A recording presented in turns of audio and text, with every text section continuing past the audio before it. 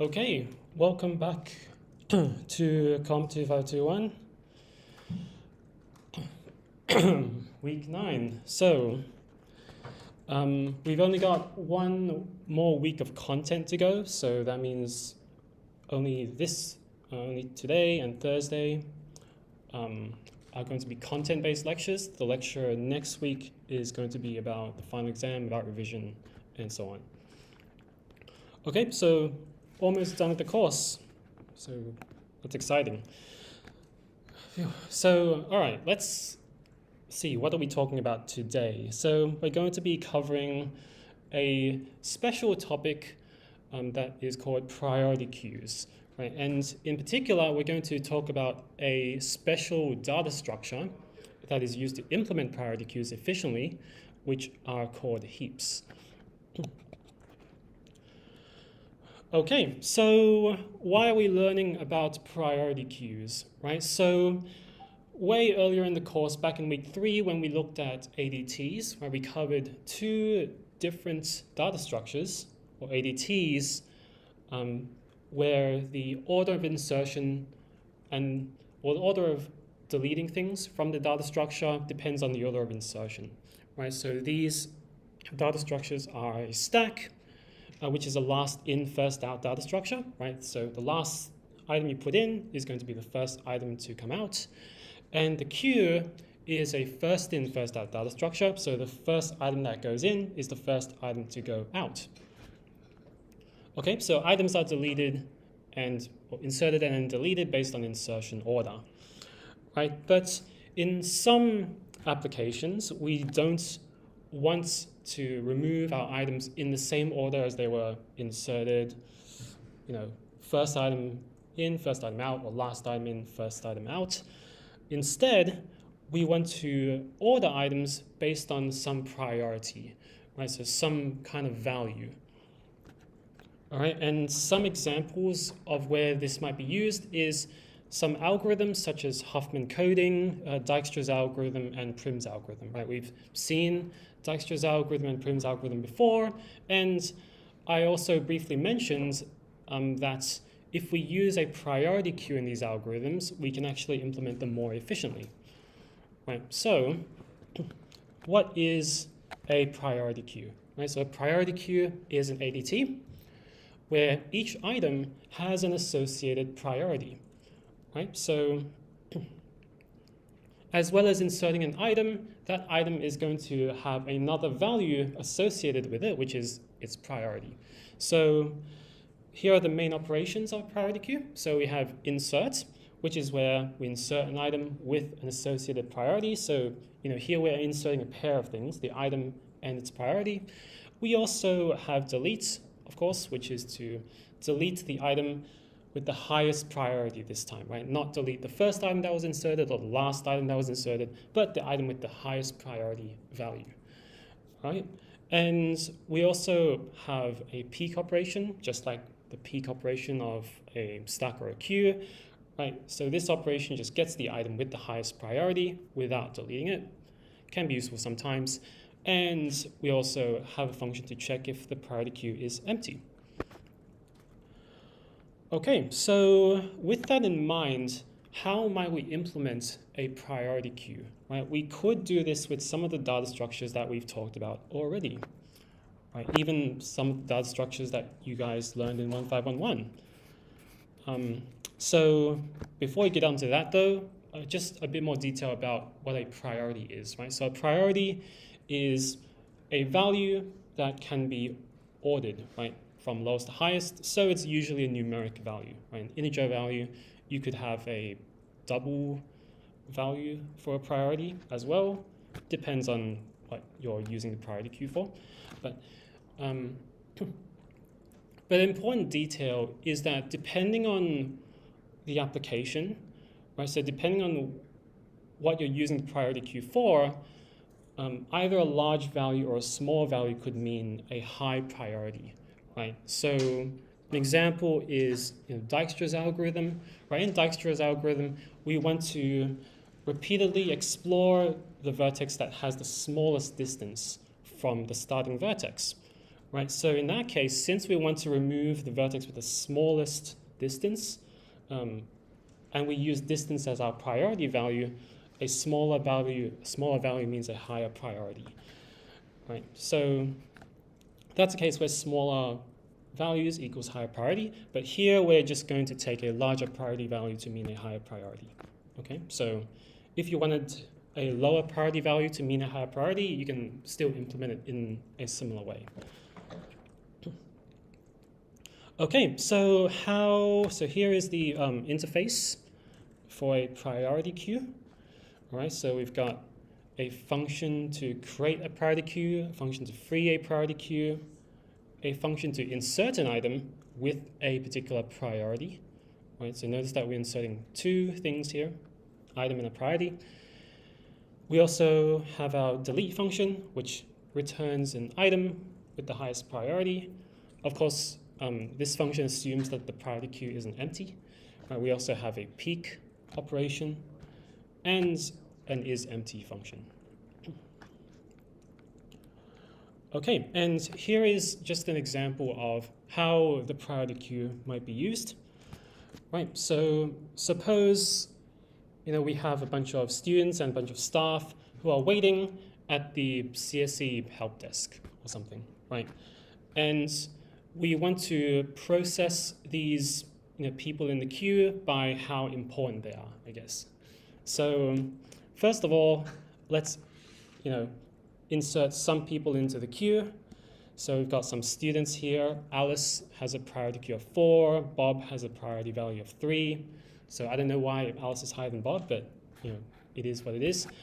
Then we have some staff who want to enter the priority queue, right? So we've got Andrew with a priority of 30. We've got Jess with a priority of 35. Right? Maybe this is just how senior these people are at CSE. And then when we delete from the priority queue, right, we're going to not delete Alice because she was first, or Jess, we do delete Jess, so we don't delete Alice because she was the first one to enter the priority queue, but we delete Jess, right? Why do we delete Jess? Because he is the one with the highest priority value, 35. Right. Next, when we delete, we're going to get Andrew, right? Because Andrew has the next highest priority in the queue. Okay, so then let's suppose we insert a few more staff members. So we insert Jake with a priority of 23, Sasha with a priority of 25. Right, so when we call the peek operation next, right, the person with the highest priority is Sasha, right, with 25. So that's what we would get. When we delete, we would get Sasha again because she has the highest priority. Then if we keep deleting, we're going to get Jake, then Alice, then Bob. Okay, so that's how a priority queue should work. Every time we remove an item, we should get the item with the highest priority. Okay, so how might we implement a priority queue, right? This is just a simple ADT, right, where we delete things based on their priority. So we can implement this in a lot of different ways, right? So we could choose, for example, an unordered array.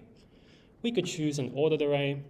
We could choose linked lists, which could be unordered or ordered. So let's explore a couple of these first.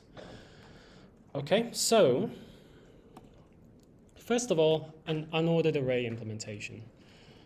Okay, so here is an example of that, right? So we've got our people here, Alice, Bob, Andrew, Jess, Jake, Sasha, and we have each of their priority values, right? 4, 3, 30, 35, 23, 25. And this array is unordered, so notice that these priority values here aren't ordered, right? They're in just a random order. So what would be the time complexity of these operations? Right, so first of all, inserting. So inserting will be O1, right? Because whenever we want to insert an item into the priority queue, we can just dump it at the end, right? So we don't actually need to go through the array at all. We can just put the item that we insert at the end. And here, this is assuming that our priority queue allows duplicates, right? Duplicate values. Suppose this is a support tickets system, and then people can, add as many tickets as they want, right? So inserting would be O1. Okay, how about deletion, right? So if we delete an item from this priority queue, what would we have to do? Anyone want to describe the steps that we'd have to perform?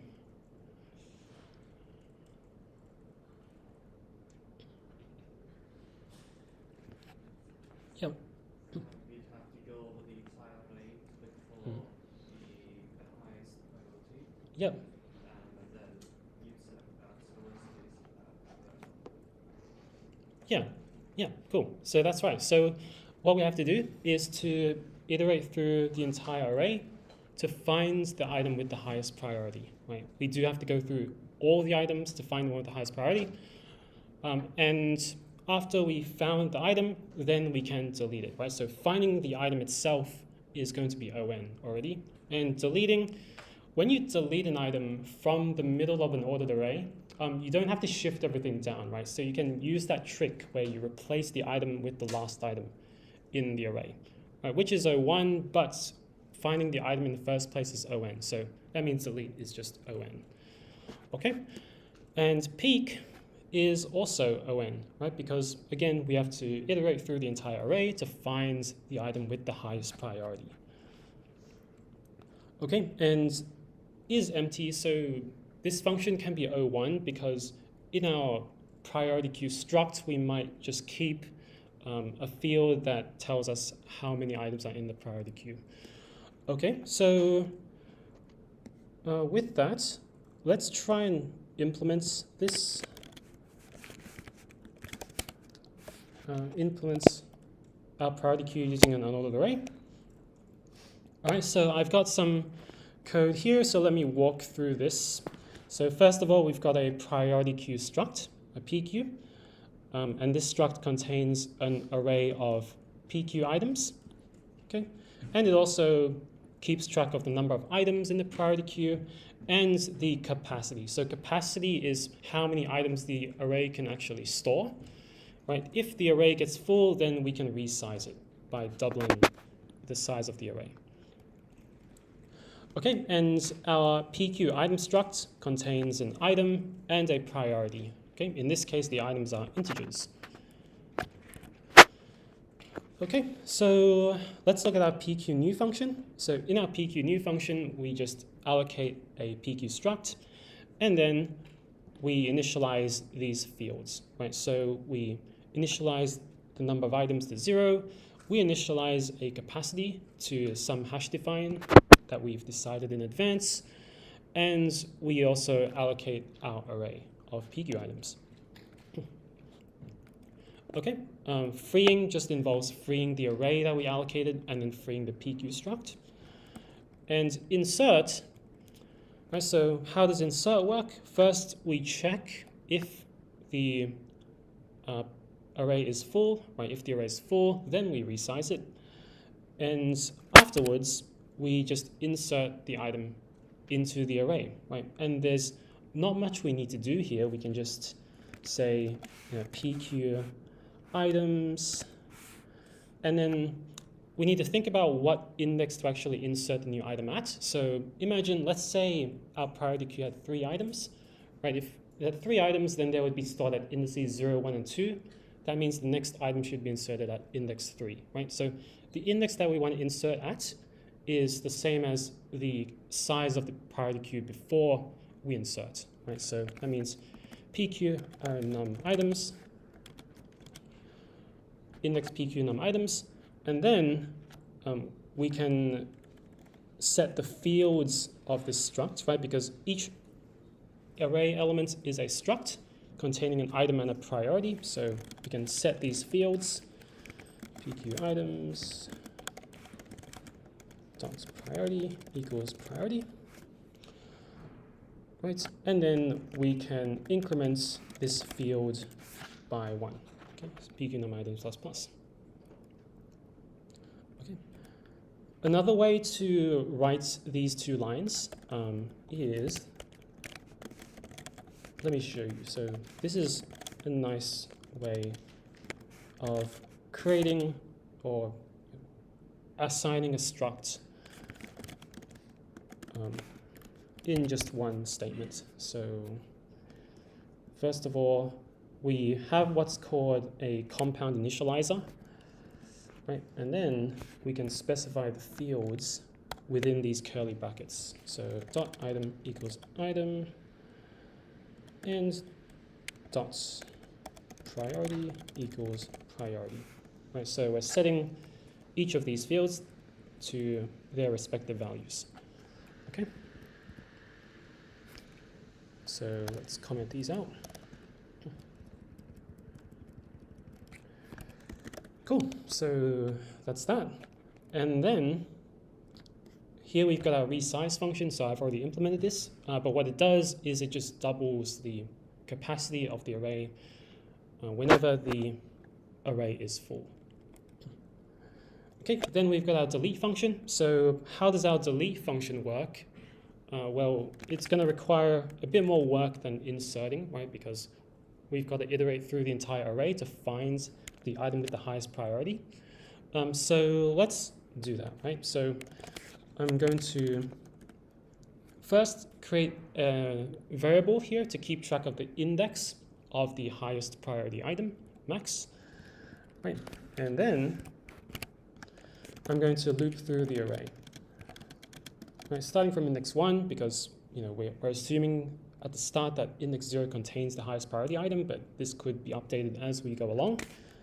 So I equals 1, I less than pq num items, I plus plus. Right, and then we've got to compare the item at the current index's priority with the item at this index's priority. Right, so we've got to go if pq items I dot priority is greater than pq items max dot priority, then we update max to I, right? So we found an item with a higher priority, so we update the index of that item. Okay, so at the end of this loop, we should now have the item of the index of the highest priority item. So now we're going to store the item in a variable, pq items max dot item. Then we're going to, in order to delete the item, we're going to use that trick where we replace it with the last item in the array, right? It doesn't matter what we replace it with because it is an unordered array. So we'll go pq items max equals pq items pq num items minus 1, right? So pq num items minus 1 is the index of that last item. Okay, then we've got to make sure to update our field. So pq num items minus minus, and then return item. Okay. So there is pq delete. So question in the chat, are we trying to find the index with the highest priority? Yes. So that's what we're doing in this loop. Okay, so let me just compile this first just to make sure that it is working. Yeah, so it does compile. Right, and let's get back into it. Right, what else do we have to implement? We want to implement peek. Right, so peek is similar to delete, except we're not deleting the item. Right, we're just finding the item with the highest priority. So I'm just going to take these lines, right, and just paste them here. Okay, and then what we're going to return is pq items max dot item. Okay, and there's our peek function. Right now, since we have some repeated code here for finding the index of the highest priority item, you might consider moving this into a function. Okay. Okay, cool. so there is our implementation. So now I'll just run this program, which kind of both benchmarks the priority queue and also does a bit of testing. So what this program does is it inserts a bunch of items, then it removes them and checks that they are what we expect. So we insert 50,000 items, right? So all the integers between 1 and 50,000. Then when we remove, in this case, the priority is the same as the item, right? So we insert 1 with the priority of 1, 2 with the priority of 2, and so on. So when we remove, the first item we should get is 50,000, then 49,999, and then so on, right? And the assert here actually checks that. So let's just run this. Okay, and we can ignore the outputs for now. So if the program finishes without any problems, that just means that our function works as expected. Okay, so this is taking quite a while, but it should finish soon, yeah. Okay, cool, so there is that. So unordered array. Okay, and the next implementation is an ordered array.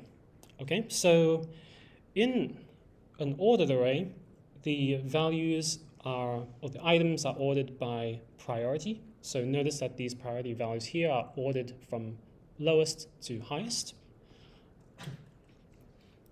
Okay, and that is going to change the performance of our priority queue. Right, so first of all here I've got insert as on. Sorry, so can someone explain why insertion is on? Anyone would like to give that a shot? Yep. Because we have to reorder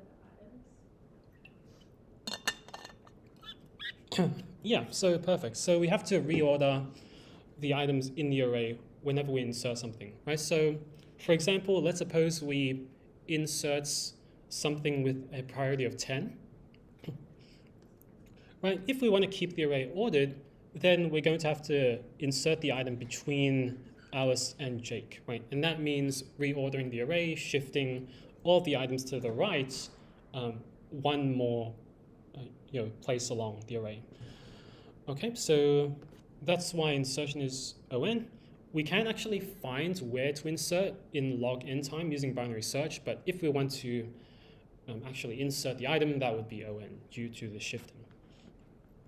Right now, deleting is going to be really simple because we can actually just take the last item in our array, and that's guaranteed to be the item that we want to remove, right? Because the array is ordered.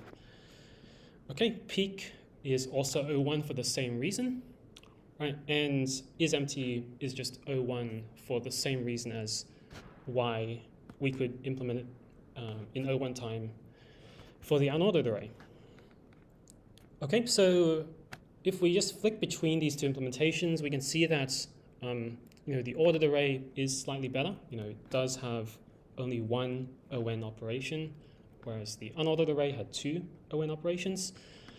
So let's try and implement this.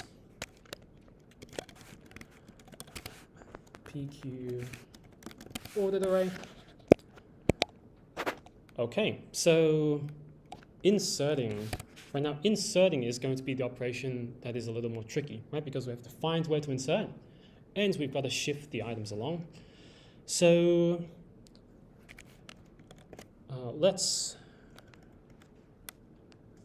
So what we'll do is we'll first find where to actually insert the item. So to do that, I'm going to just create an index here that starts off at 0.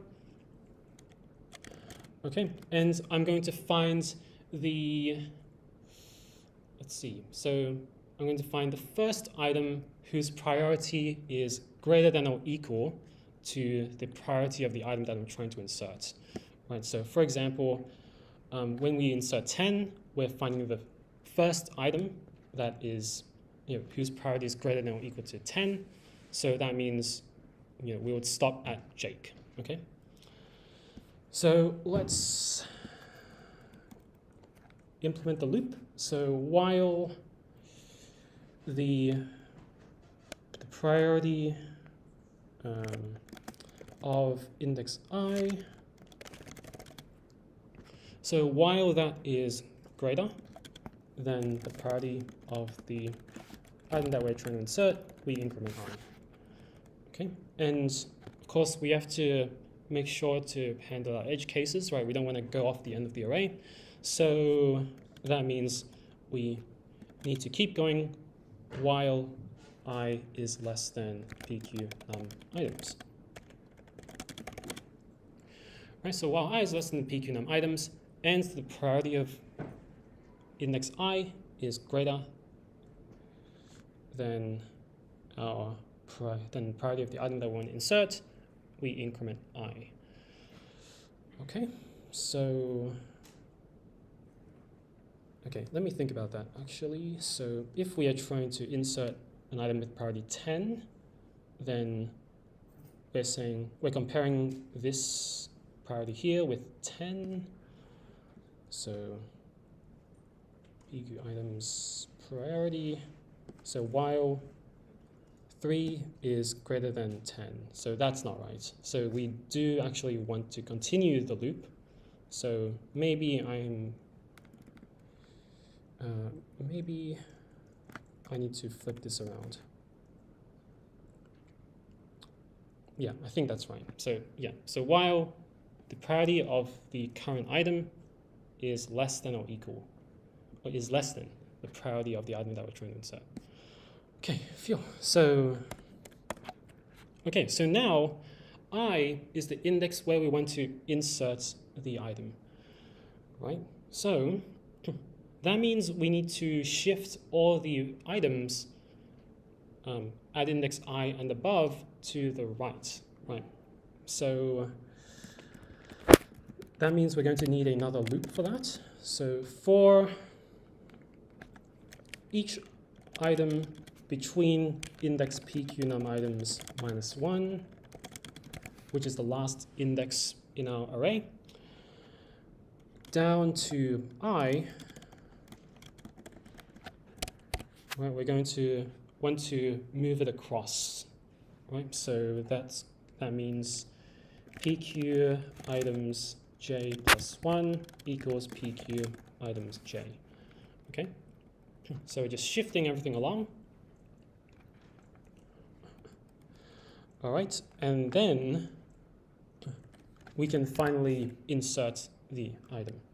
All right, so PQ items I, remember that's where we want to insert the value, equals struct PQ item.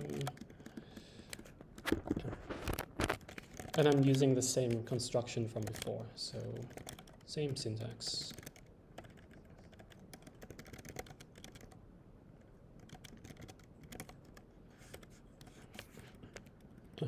Okay, and finally we increment our num items counter. Cool, so there is our function. So a bit of a tricky one. Hopefully it works when we test it later. Right, but now let's implement deletion. Right, deletion is very, very simple. All we need to do is to get the item stored at that last index, right, which is PQ items, PQ num items -1 dot item, right? And before we actually return the item, we're going to decrement the num items counter. Okay. All right, and that's it. Okay, and peek is also very, very simple. All we have to do is return that last item again.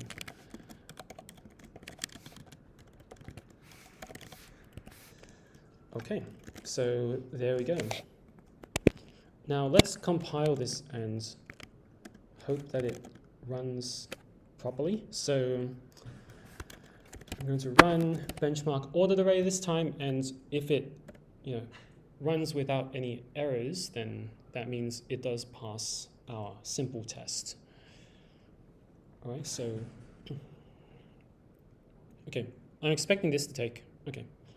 So I was expecting it to take 20 seconds, but okay, it took about 11 seconds. So yeah, the program finished without any errors, so our implementation seems to work.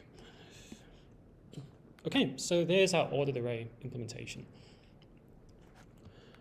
Okay, so we could also implement the priority queue in other ways. So we could use an unordered linked list. Right, when we're using an unordered linked list, insertion is going to be O1, right? Because we can just insert every new item at the beginning of the priority of the linked list. Deletion is ON because we've got to find the item since the list is unordered, and peak is also ON. Okay, so if we implement it using an ordered linked list, then we get a similar set of time complexities as our ordered array, right? So first of all, notice that in the case of the ordered linked list, we are storing the items in decreasing order of priority, right? We're putting the item with the highest priority first. And can someone see why that, why we'd want to do that? Yeah? We don't have to like traverse all the way to the end every time we want to remove. Yeah, great. So yeah, because when we delete an item, right, that means since the linked list is ordered in decreasing order of priority, the first item is the item that we want to remove, right? And we know that removing the first item from a linked list is very easy, right? If we ordered the items in increasing order priority, then the highest priority item would be at the end, right? Which means we'd have to traverse through the entire list to get to that item to delete it.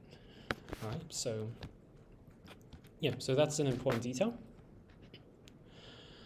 Okay, so now we've got 4 different implementations of our priority queue, and I'm not going to implement a linked list because it's even more trickier, but yeah. But here are the time complexities for each of these data structures, right? So notice that we always have, a trade-off between insertion and deletion, right? If we use an unordered data structure, then insertion is O1, but deletion is ON. And when we use an ordered data structure, insertion is ON, but deletion is O1. Right? So there's always going to be one of these operations which performs inefficiently. Right? And we can show this by running the benchmarks that I ran earlier. Right? If we benchmark the array implementation, then insertion actually runs very quickly. Right? 50,000 items only takes 0.001 seconds. Right? But deletion takes a long time. Right? That's because, again, deletion is ON. Right? We've got to iterate through the array to find the item with the highest priority. Right? So deletion took about 19 seconds. Right? Meanwhile, if we benchmark the ordered array, right, insertion is the one that takes a long time. Right? And that's because we've got to, whenever we insert an item, we've got to iterate through the array to find where to insert the item, and then we have to perform a lot of shifting. Right? And as we can see here, insertion took 11 seconds, whereas deletion, deleting all these items took almost no time at all. Okay. Cool. So there is our summary so far. So now is where we're going to learn about our new data structure, which is a heap. Right? So a heap is a very specialized data structure used to implement priority queues efficiently. Right? So specifically, it's a tree-based data structure, and a heap satisfies something called the heap property. All right, so the heap property specifies how the values should be ordered in a priority queue. Right? And we've got 2 flavors of heaps. Right? So we've got a max heap and a min heap. Right? In a max heap, each value should be should be greater than or equal to the values in its children. right? Remember, a heap is a tree-based data structure, so we've got nodes and children. Each node has some children. And in a min heap, each value should be less than or equal to the values in its children. Okay, so we've got max heap and min heap. Now, in this lecture, we're going to focus on max heaps, but min heaps are implemented in the same way, pretty much. Okay, so here's an example of a max heap. Right, so notice that every value is greater than or equal to the values in its children. Right, so 28, 23, so 20 is greater than 23 and 15, 23 is greater than 21 and 11, 21 is greater than 3 and 18, 11 is greater than 8, and 15 is greater than 13 and 6.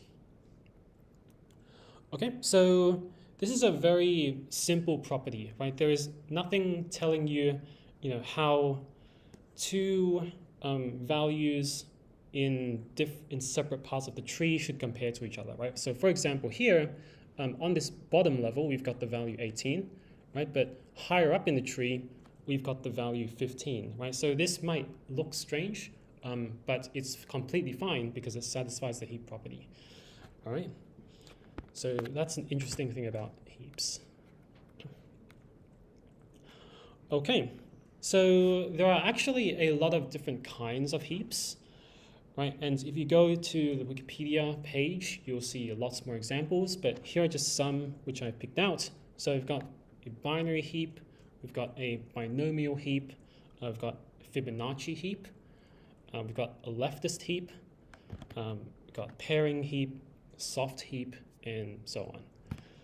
Right, so lots of different kinds of heaps, but in this lecture we're just going to focus on the binary heap, right? Because we've covered binary trees earlier in the course, so we just cover binary heaps. Okay, so what is a binary heap? So it's a heap that looks like a binary tree, right? And it satisfies the heap property, which we already talked about before, and also the completeness property, right? So the completeness property says that all levels of the tree must be fully filled, except possibly the last, and the last level has to be filled from left to right, okay? So the heap that I showed earlier does satisfy both of those properties, right? So each level is completely filled, and the last level is filled from left to right, okay? Okay, so these are the properties, and here are just some more examples. Right, so on the left, this tree does satisfy the heap property, and it does satisfy completeness. Right, so it is a binary heap, but the tree on the right doesn't satisfy the completeness property. Right, so even though it does satisfy the heap property, it is not a binary heap. Okay.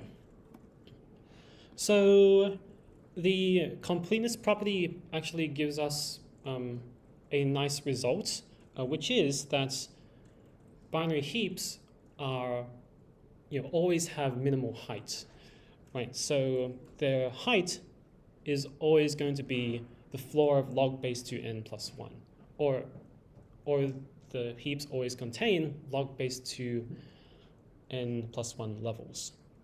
All right, so this is a nice result, and this actually factors into the time complexity analysis later. All right. Cool, so yeah. Now, we said that a heap is a tree-based data structure, right? But the reality is that they are not actually implemented using nodes, right? Using linked nodes with pointers, right? Heaps are actually implemented using arrays.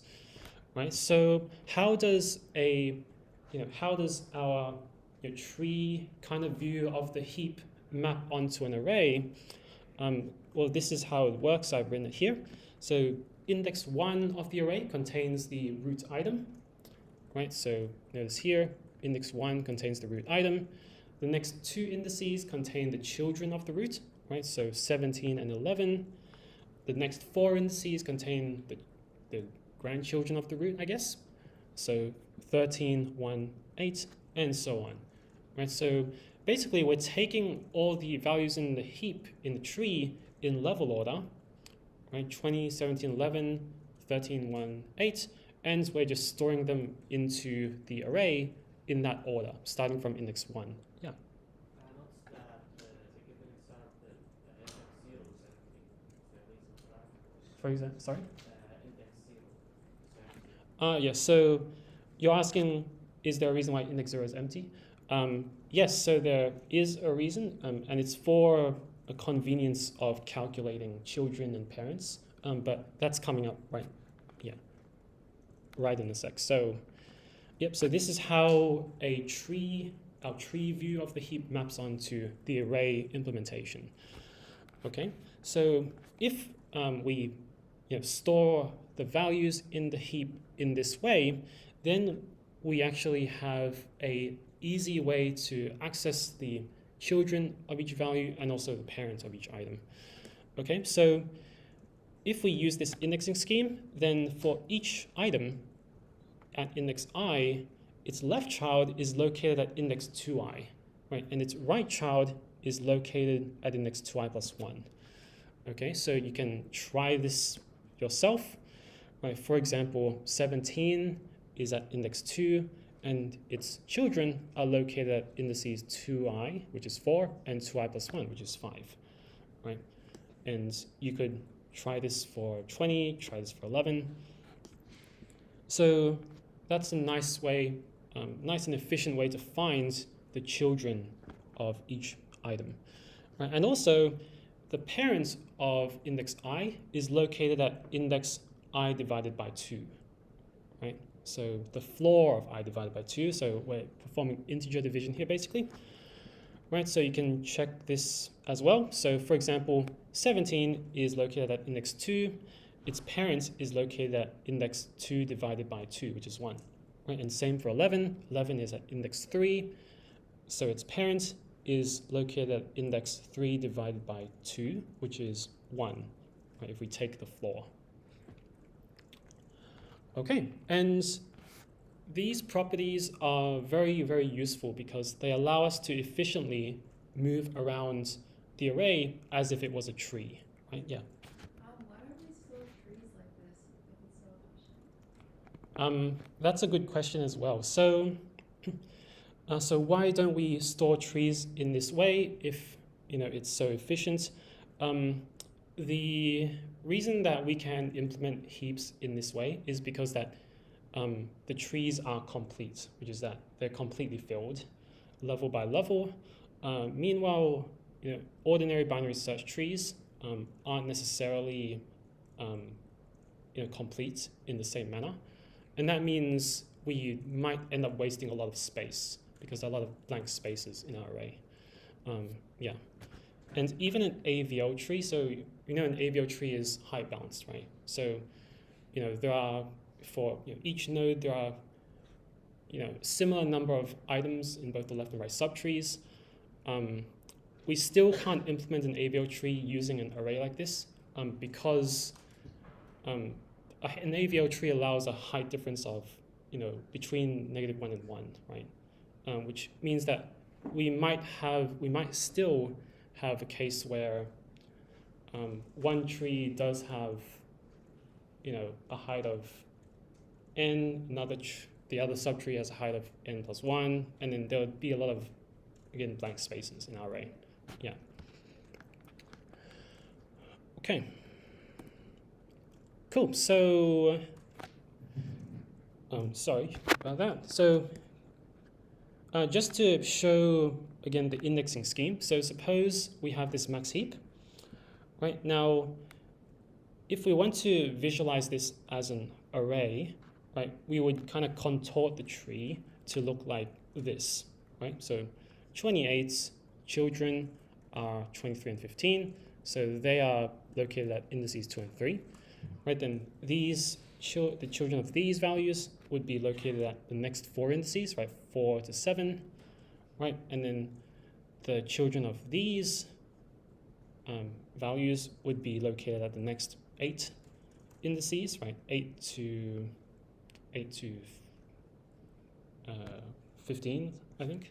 So yeah, that is how a heap is arranged as an array. Okay, so here is how we would represent a heap in our code. Right, so the heap contains an array of items, right, and a heap might also contain a field to keep track of the number of items and the size of the array so that we can resize it later. Okay, here is the constructor, so the function to create a new heap. Right, so we've got a malloc for the heap struct itself. Then we initialize these fields, so we set num items to 0, set the capacity to initial capacity, and then when we allocate the array of items, importantly note that we allocate space for n+1 items, right? And that's because the first item starts at index 1, right?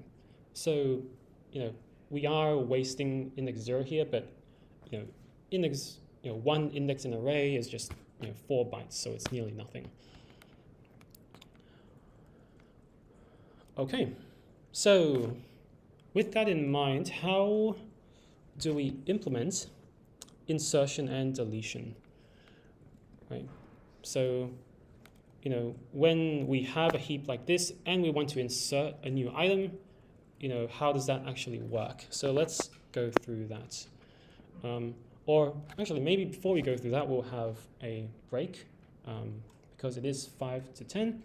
Right, so we'll take a 5-minute break, and then when we come back, we'll discuss all the heap operations.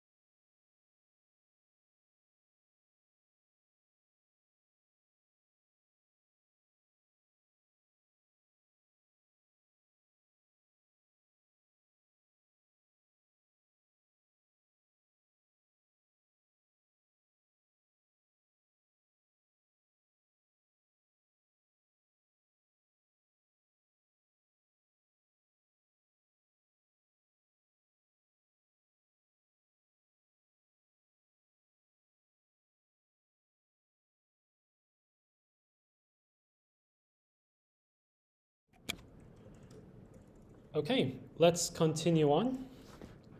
So before we get into insertion and deletion, there was a question in the chat. So the question was, isn't the definition of tree is the left child is less than the root node, which is less than the right child?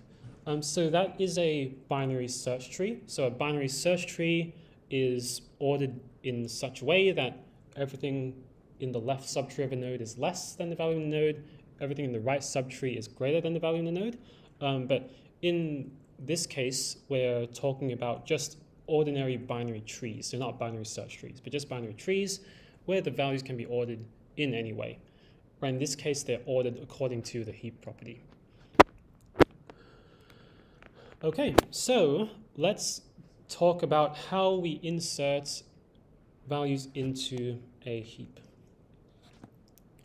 Okay, so insertion is a two-step process. So firstly, when we insert an item, we add it at the next available position on the bottom level of the heap, right? So that means we just add it after the last item in the heap. And if we only do that, the new item might violate the heap property, right? For example, if we go back to this heap over here, and I decide to insert the value 20, for example, right? If I insert the value 20, the 20 will be inserted to the right of the 13, right? Because that's the next available position on the bottom row. And this is going to violate the heap property, right? Because the 13, which is its parent, would be less than 20, right? So that is a problem. So in order to resolve this problem, we then perform another operation called fix up, right? So in fix up, while the new item that we just inserted is greater than its parent, we swap it with its parent, right? And we repeat this until either the item is less than or equal to its parent, or until the item goes all the way up to the root. Okay, so let's go through an example. Right, so insert 26 into this binary heap. Right, first of all, the 26 goes into the first available position on the bottom row, which is to the right of the 11. Right, and then we're going to compare 26 with its parents. Right, 26 is greater than its parent, so that means we're going to swap these two values. Right, swap. Then we compare again, so 26 is still smaller than its parent, which is 20. So we swap them, and this is the result. Right, 26 is now at the root node, and we're done. Okay, so that's how insertion works. All right, so now let's try a larger example where we insert all of these values, 17, 25, 8, 6, 30, and 13. And here I've also, as well as showing the tree on the left, I'm also going to show you how it's actually implemented, right, in the array. Because remember, the tree is how we visualize the heap, right? But it's actually implemented using an array. Okay, so firstly, if we insert 17, 17 goes into index 1, and it becomes the root node of our tree. Okay. When we insert 25, remember 25 goes into the first available position, which is index 2. Right. That means it is going to be 17's left child. Right. And now, 25 is greater than its parent, so we swap them. Right. And after we swap them, 25 will be at the root. Right, and in the array, what that means is that we're just swapping the values at these two indices. Right, so after we swap them, 25 is now at the root, so we're done. Okay, next up is 8. So when we insert 8, 8 goes to the right of the 25. Right, and when we compare 8 with its parents, we realize that we don't need to swap it with its parents because it's less. Right, so 8 is not greater than its parent, so we are done. Okay, next item is 6. Right, so we add 6 since the last level is full, we add it to the beginning of the next level. So that means it goes at index 4, and 6 is not greater than its parent, so we're done.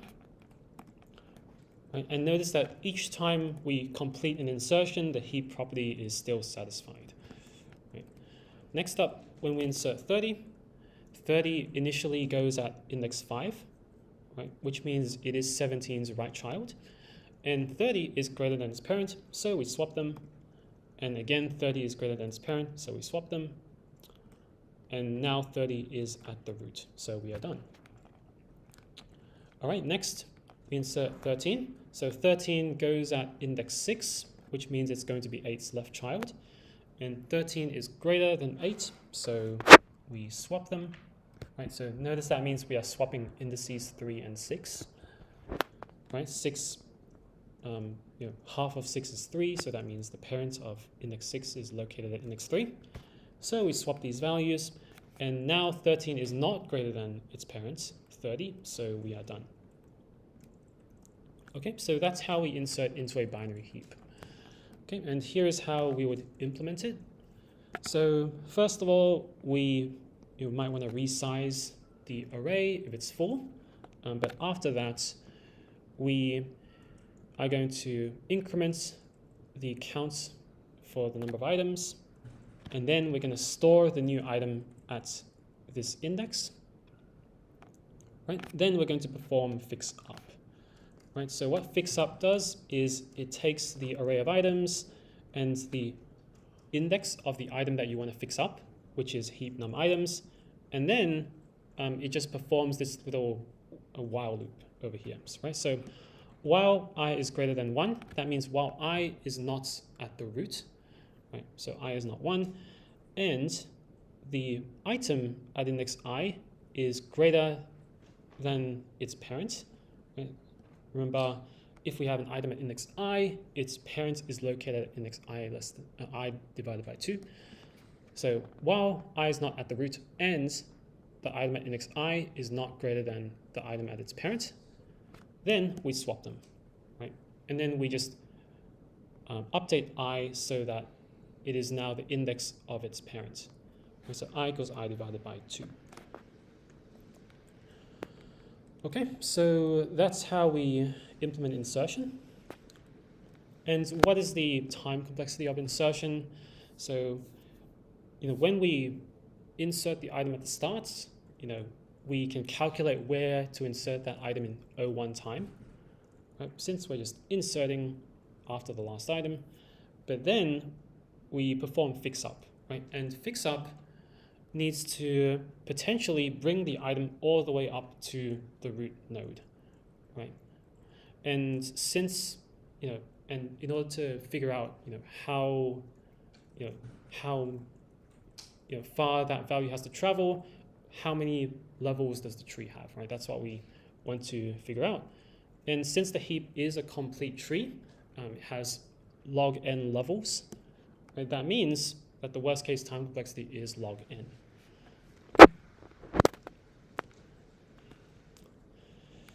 Cool, so that's insertion. So does anyone have any questions about that?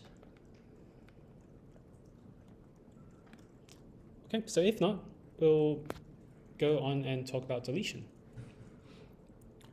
Okay, so deletion is a 3-step process. First of all, we're going to, so when we delete, right, we want to delete the largest value in the heap, right? And since, and because of the heap property, the largest value is the value at the root, right? So that's very convenient. So when we delete, what we do is we take the root item and replace it with the last item in the heap, right? So the last item in the heap is the rightmost value on the bottom level, right? And let this item be I, so we can just refer to it as I later. Then what we do is we remove the last item, right? So, I have some examples, so don't worry if you're a bit lost here. But we remove the last item, and then we perform an operation called fix down, right? And during fix down, right, the item at the root now is the item that was at the last item in the heap, right? So this item could violate the heap property. So we fix down, and during fix down, we compare the item with its children, right? And whichever child is greater, if the item that we're fixing down is less than the greater child, then we swap them. All right, and this will restore the heap property. All right, so here's an example. So suppose we delete from this max heap, right? So when we delete, we are deleting 20 because 20 is the largest item. So at first, we're going to replace it with the value at the end of the heap, which is 8, right? So we're going to replace it with 8. Right, and then we perform fix down. Right, so what do we do during fix down? We compare the value 8 with its larger child. Right, so the larger child is 17. Right, so since 8 is less than its greater child, we swap them. Right, so we swap them. Then we go again. So 8's greater child is 13, and since 8 is less than 13, we swap them. Okay. And now 8 is a leaf, so we stop. Okay, so let's go through this longer example. So delete from the max heap until it is empty. All right, and remember here is how we visualize the heap, but here is how it's actually implemented. So what happens when we delete? Well, first we do delete 30. Right, so when we delete 30, we replace it with the last item in the heap, which is 8. Okay, then we perform fix down. Right, so can someone tell me what do we do now? What's the first thing that happens? Swap 25 with 8. Yep, so we swap 25 with 8. Right, so 8's greater child is 25, and since 8 is less than 25, we swap them. Okay, next, what happens? Can someone else tell me?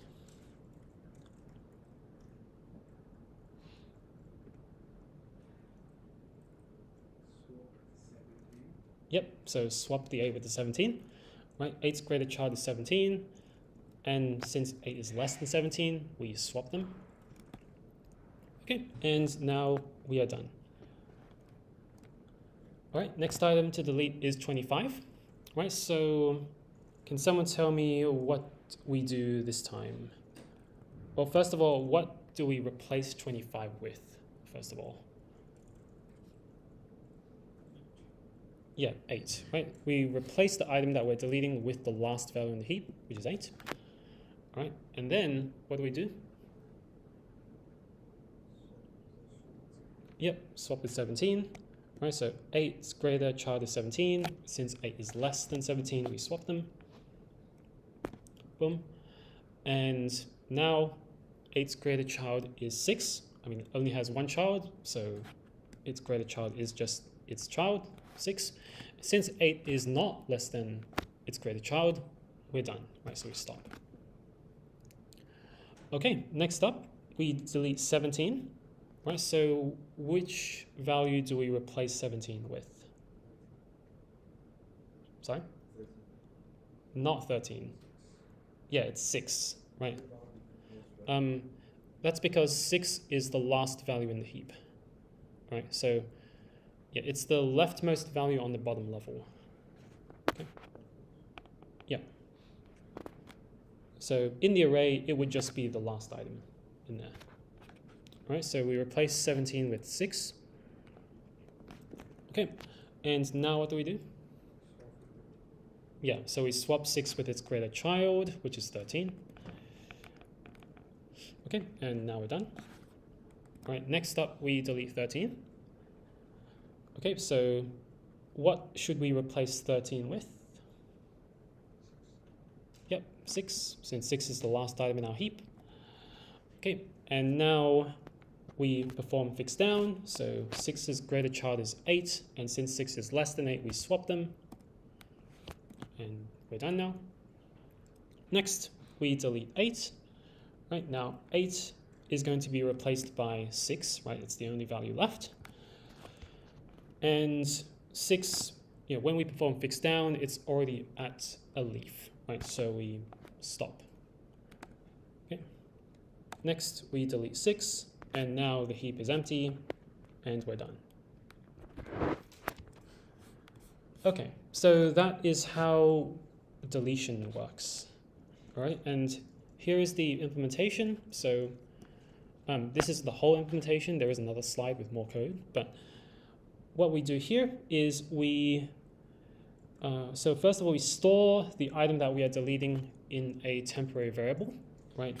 The item that we are deleting is at index 1, remember, because we start storing the items at index 1, we ignore index 0.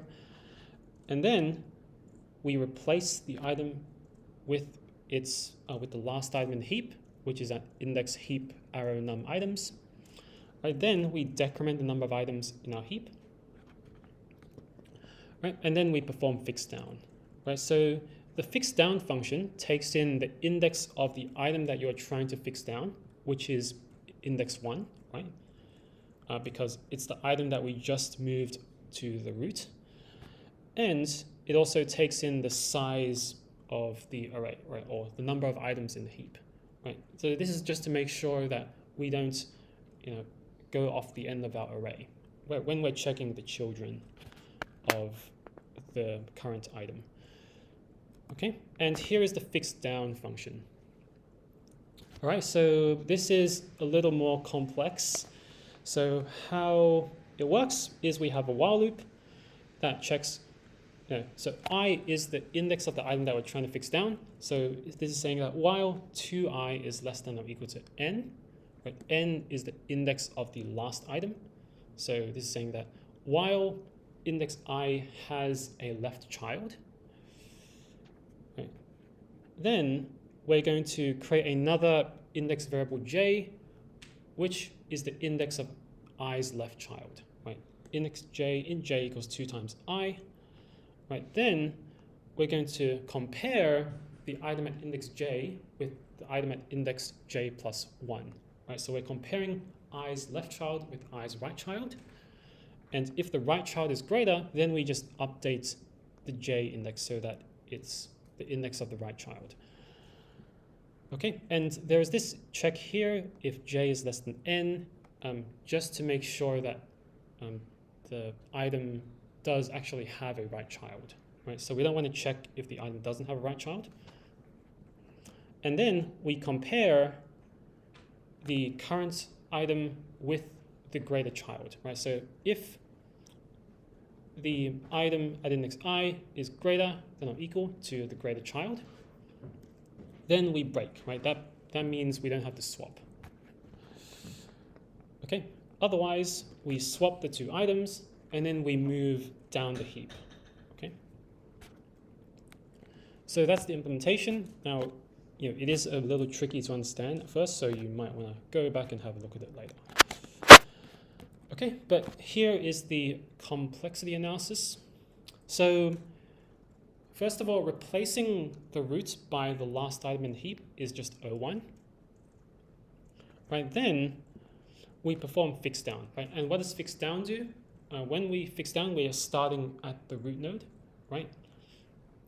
And every time, at each level of the heap, we are comparing the two children of the item, right? So we're comparing the two children to find out which child is greater, and that means we're considering two items at each level of the heap in the worst case. Okay, so since the heap is complete tree, once again, it has log n levels, and that means the worst case time complexity is log n, right? Because in the worst case, the new value might need to be fixed down all the way to the bottom level. Okay. Okay, so that's deletion. So does anyone have any questions about that?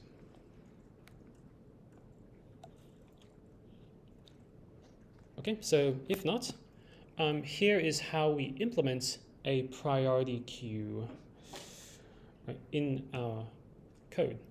So our PQ struct contains the same fields. So we've got an array of items, a counter for the number of items, and a capacity. And we have a PQ item struct, which contains an item and a priority. Okay, and here is how we create the priority queue. So we allocate the PQ struct, then we initialize the fields. Right, again, notice that when we allocate the array, we're allocating capacity +1 because the items start at index 1. Okay, when we insert the new item after the last item in our heap, which is index PQ num items. Right, then we perform fix-up. Right, and the fix-up is just the same as the one that I showed you earlier, except since each item now has each PQ item has an item and a priority, we're comparing the priorities here, right? So we're comparing items I dot priority and items I divided by 2 dot priority. Okay, and here is how we implement deletion. Okay, so I'm not gonna talk through all of these lines because they're similar to the implementation of deletion that I showed you earlier. Okay, and here are the time complexities of our new heap data structure. All right, so insertion and deletion are both log n now. Peak is 01 and isEmpty is 01. So instead of having one operation being 01 and one being on, now we have both insert and delete as log n, which is much better. Okay, and now I'm going to, so I've actually implemented the heap in this file already, all right, because I do not want to try implementing this, live. But here it is, and now I'm gonna compile and run the benchmark program, and we can see how it performs, compared to the array and ordered array. All right, so if I benchmark heap, right, notice that both inserting and deleting is very fast, right? So, all right, so inserting took about 0.028 seconds, right? And this is actually slower than inserting in the unordered array, right? And that's because the time complexity is log n, right, as opposed to 01. Right, so inserting is a little slower than inserting in an unordered array, but it's still quite fast. Right? Deletion is also very fast. Right? Deletion took about 0.03 seconds.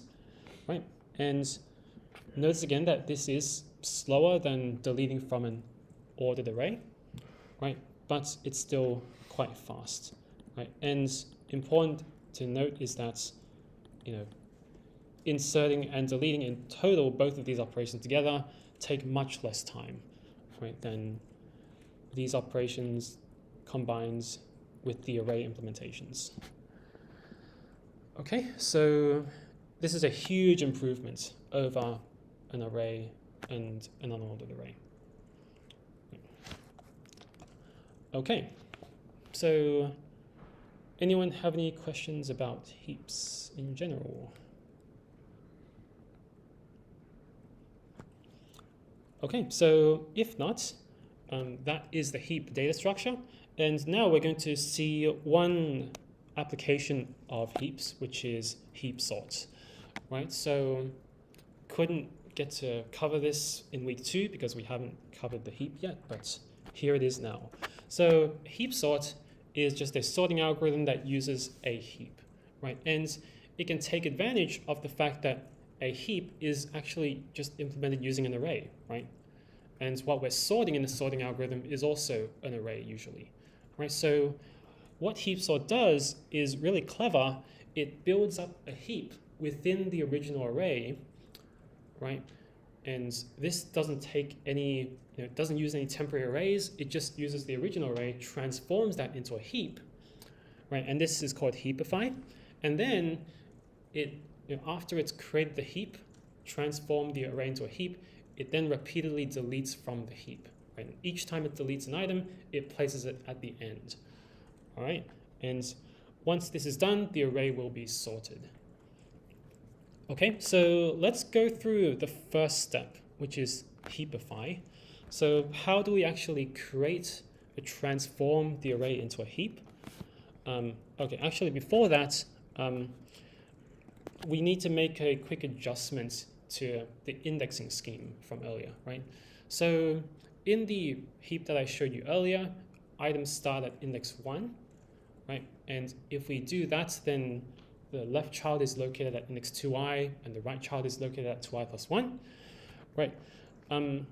We can't do the same thing when we're sorting an array, right? Because the array contains items from 0 up to index n minus 1, right? We might not have extra space at the end of the array to use, right? So we're going to have to deal with the array starting from index 0, the heap starting from index 0.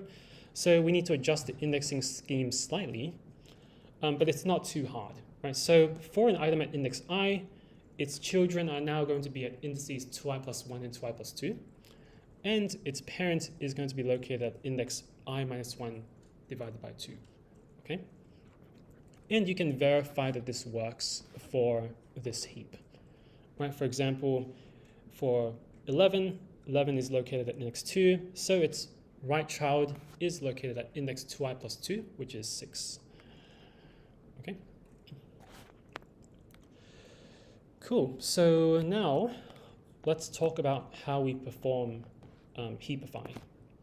Right, now there are two methods. I'll show you the simpler to understand method first, right? And this method uses an idea similar to insertion sort, right? Now, if you remember how insertion sort works, right? How it works is it first treats the first item as a sorted array of size 1, right? Then it takes the next item and inserts it into the sorted part of the array. So now we have a sorted array of size 2.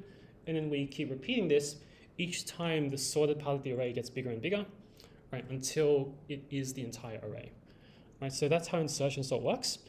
So we're going to apply a similar idea where we take the first element and treat it as a heap of size 1. Right? Then we're going to take the next item, insert it into the heap, and that increases the size of the heap by 1. And then we're going to repeat for all the remaining elements until the entire array is a heap. Okay? So here's an example. So suppose we are starting off with this array, right? 3, 5, 1, 6, 7, 2, 4. This is clearly not ordered, and it's clearly not a heap. But how does this method work? Well, first we take the first element and treat it as a heap of size 1. Right, then, so this orange here I'm going to use to indicate which elements are part of the heap. Right, so initially it just consists of the first element. Then we insert 5 into the heap. Right, and when we insert 5, we need to perform fix up. Right, so that means we're going to swap the 5 and the 3. Boom. Right, so notice that change over there, very subtle. So now the heap contains the values 5 and 3. Then we insert the next item, which is 1.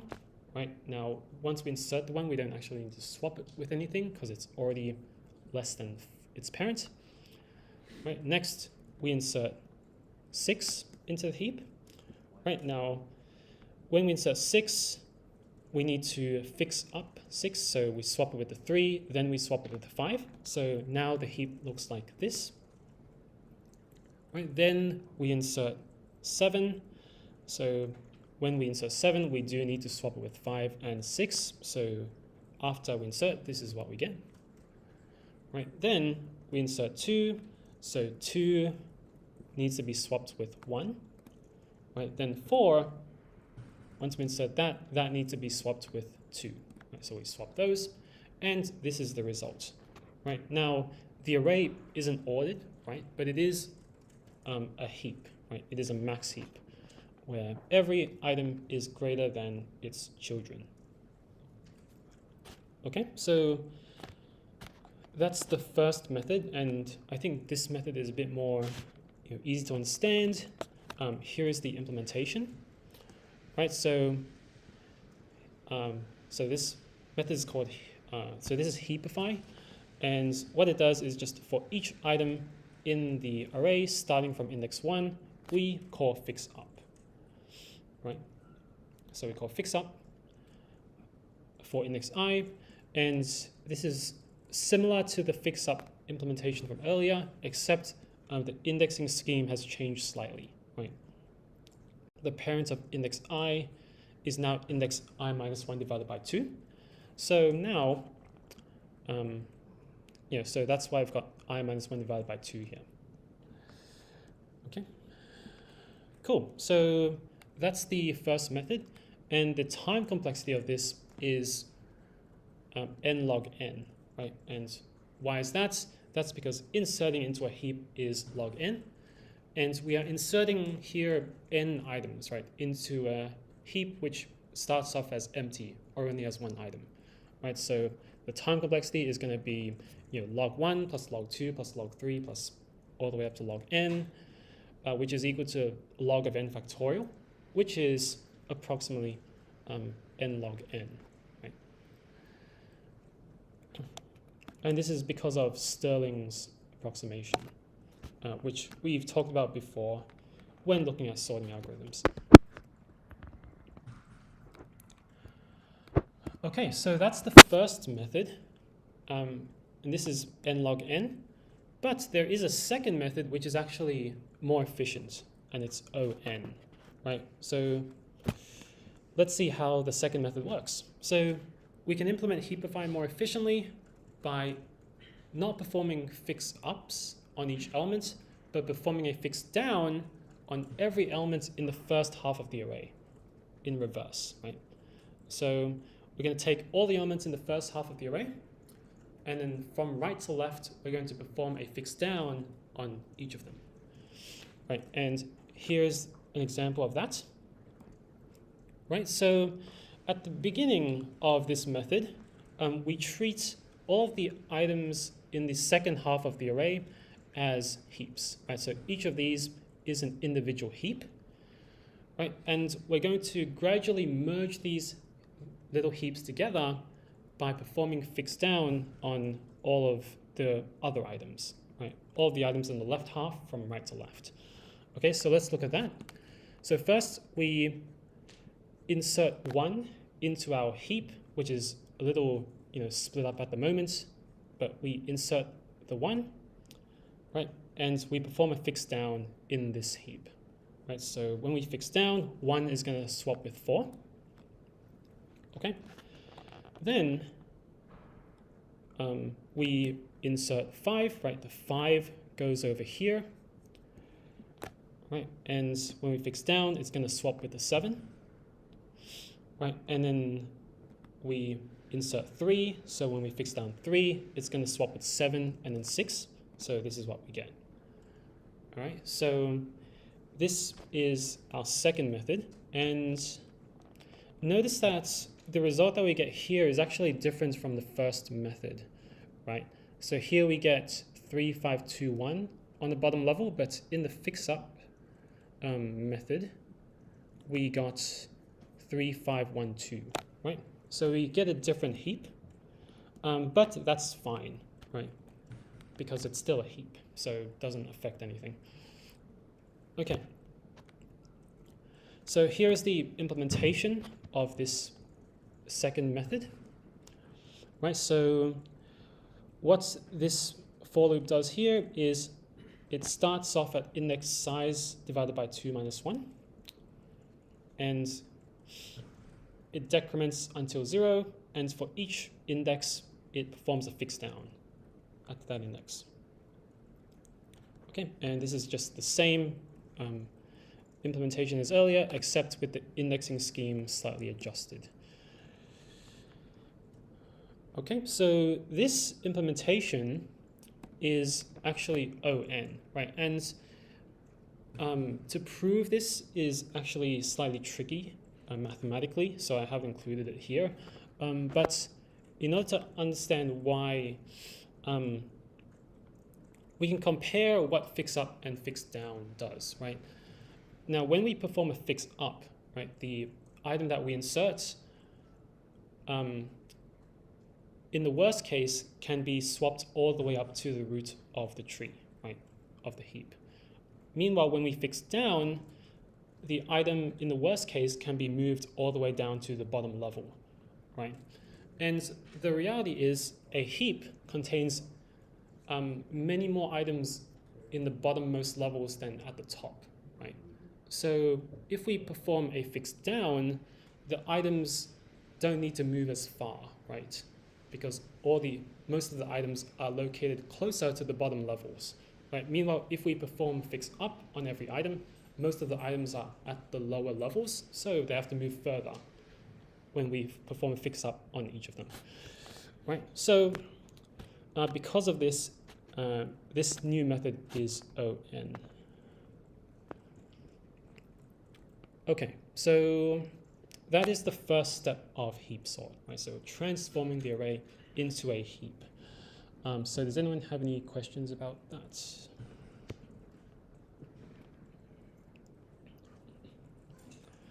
Okay, so if not, we'll talk about the next step, which I have unofficially called deheapify. It's not the official name, but I couldn't think of what to call it, so I'll just call it deheapify.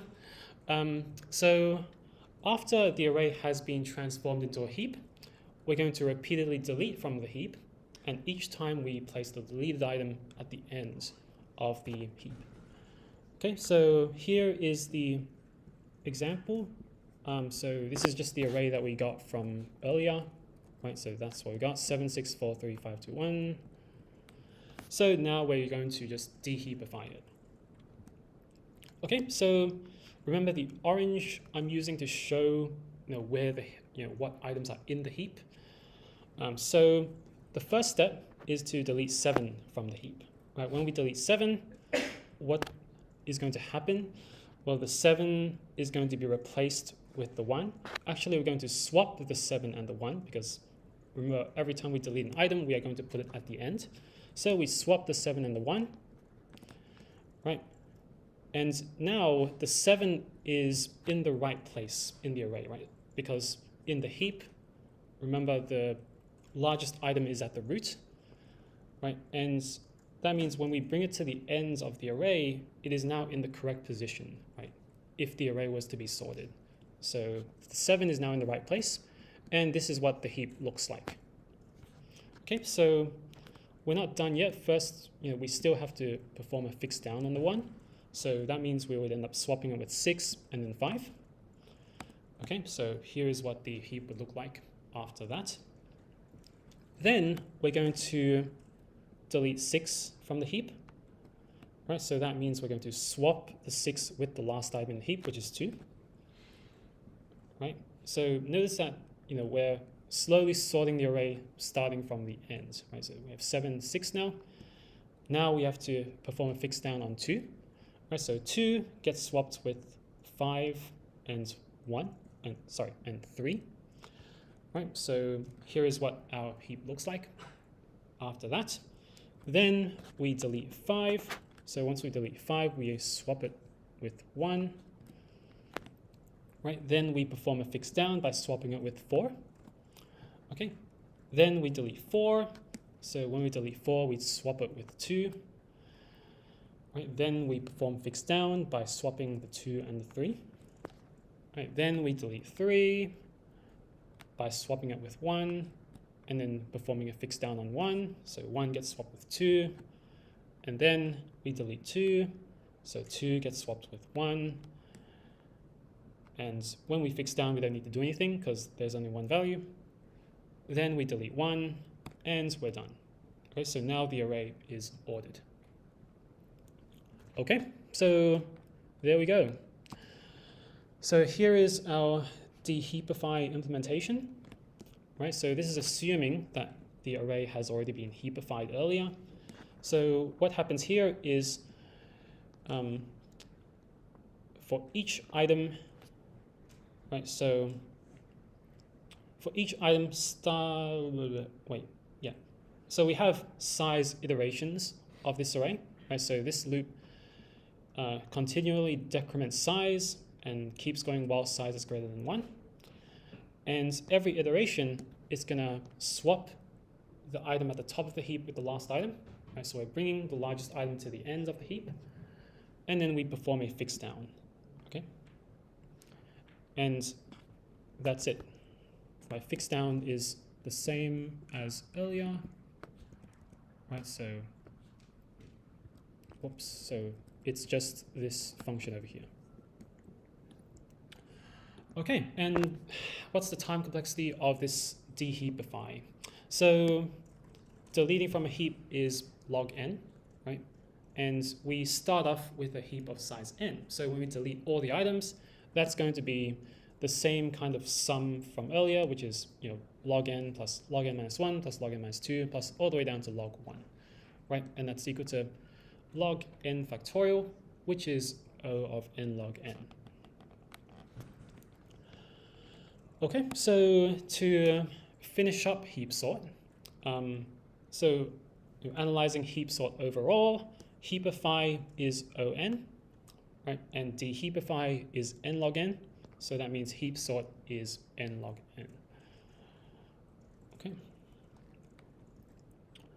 Okay, and finally the properties of heap sort. So heap sort is unstable, right? And it's unstable for the same reason why selection sort is unstable, why quick sort is unstable. That's because they use long range swaps, right? When we perform fix down on the heap, right? Remember that the children of index I are index 2i plus 1 and 2i plus 2. So when we're swapping items that are far apart from each other within the array. So that means we could get an unstable situation. All right. Heap sort is non-adaptive, right? And that's because it is n log n on average, and it's also n log n if the array is sorted.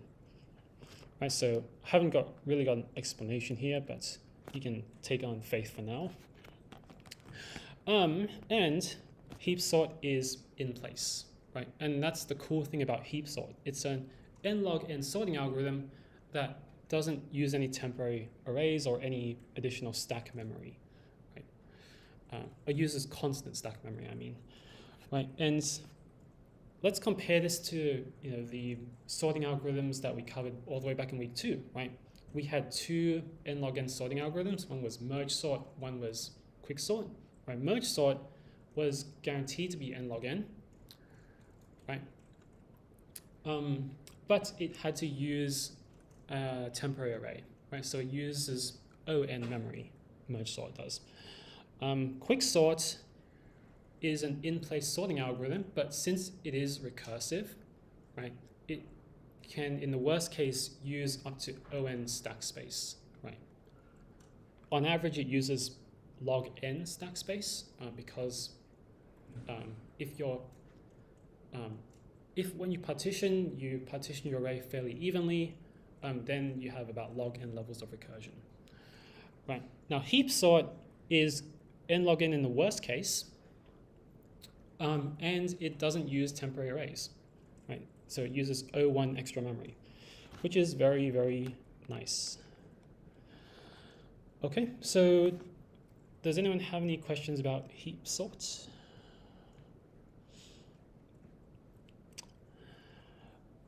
Okay, so if you have any questions later, sometimes you review the slides and then you have a question, you can come over to the consult on Thursday.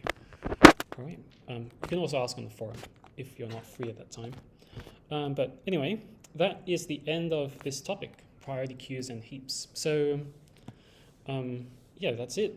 And thank you for the few people who gave feedback on last week's lectures. If you have any feedback, please feel free to submit this form. It is very helpful because the My Experience survey is open right now, but we don't get that feedback until after the results are out, after your final results are out. So that doesn't give us a lot of time to figure out improvements and stuff. But if you can spare some time to fill in this form, that would be very nice. Be really appreciated. Okay, so yeah, that's the end of the lecture. And Yeah. Will the lecture slides be provided as well? Will the lecture slides be provided in the finals? So current plan is not, but we will provide the code and the pseudocode for all the major algorithms and data structures. So that will be included. Yes. So yeah. Anyway, that's the end of the lecture. So I'll see you guys on Thursday. Thursday is our last content lecture. So yeah, hope to see you there.